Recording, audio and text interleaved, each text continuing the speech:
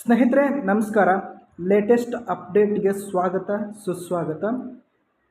ಇಸ್ರೋ ಇತ್ತೀಚೆಗೆ EOS-08 thermal imaging ಉಪಗ್ರಹವನ್ನು ಉಡಾವಣೆ ಮಾಡಿದೆ. ಇದರ ಬಗ್ಗೆ ಕ್ವಿಕ್ ಆಗಿ ತಿಳ್ಕೊಳ್ಳೋಣ.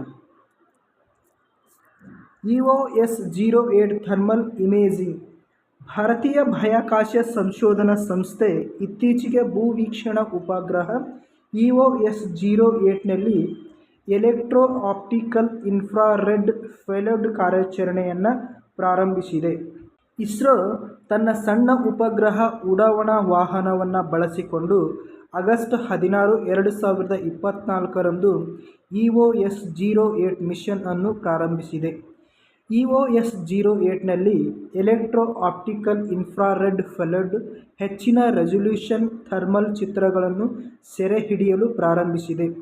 ಮೊದಲ ಥರ್ಮಲ್ ಚಿತ್ರವನ್ನು ಆಗಸ್ಟ್ 19, 2024ರಂದು ಪುಣೆ ನಗರದ ಮೇಲೆ ಸೆರೆಹಿಡಿಯಲಾಗಿದೆ.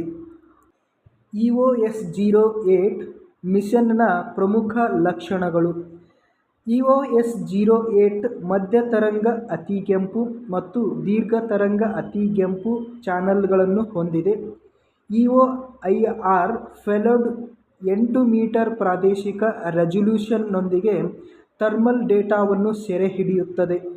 ಮಿಷನ್ ಉತ್ತಮವಾದ ಉಷ್ಣ ವ್ಯತ್ಯಾಸಗಳನ್ನು ಪತ್ತೆಹಚ್ಚುವ ಸಾಮರ್ಥ್ಯವನ್ನು ಹೆಚ್ಚಿಸುತ್ತದೆ. ಪರಿಸರದ ಮೇಲ್ವಿಚಾರಣೆಯಲ್ಲಿ ಸಹಾಯ ಮಾಡುತ್ತದೆ. ಸುಧಾರಿತ ಅಲ್ಗಾರಿದಮ್ಗಳನ್ನು ಬಳಸಿಕೊಂಡು ಇಸ್ರೋದ ನ್ಯಾಷನಲ್ ರಿಮೋಟ್ ಸೆನ್ಸಿಂಗ್ ಸೆಂಟರ್ ಮೂಲಕ ಡೇಟಾವನ್ನು ಪ್ರಕ್ರಿಯೆಗೊಳಿಸಲಾಗುತ್ತದೆ. ಮಿಷನ್ ಇಂಪ್ಯಾಕ್ಟ್ ಮತ್ತು ಭವಿಷ್ಯದ ನಿರೀಕ್ಷೆಗಳು. ಭೂಮಿಯ ವೀಕ್ಷಣೆ ಮತ್ತು ರಿಮೋಟ್ ಸೆನ್ಸಿಂಗ್ ತಂತ್ರಜ್ಞಾನದಲ್ಲಿ ಮಿಷನ್ ಗಮನಾರ್ಹ ಪ್ರಗತಿಯಾಗಿದೆ.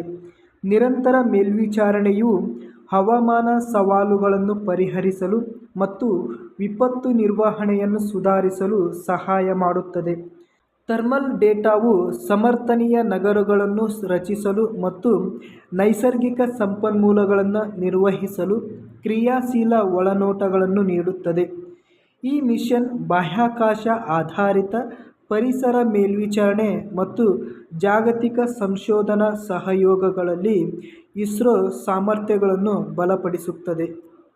ಅಭ್ಯಾಸ ಪ್ರಶ್ನೆ: EOS-08 ಉಪಗ್ರಹವನ್ನು ಯಾವಾಗ ಉಡಾವಣೆ ಮಾಡಲಾಯಿತು?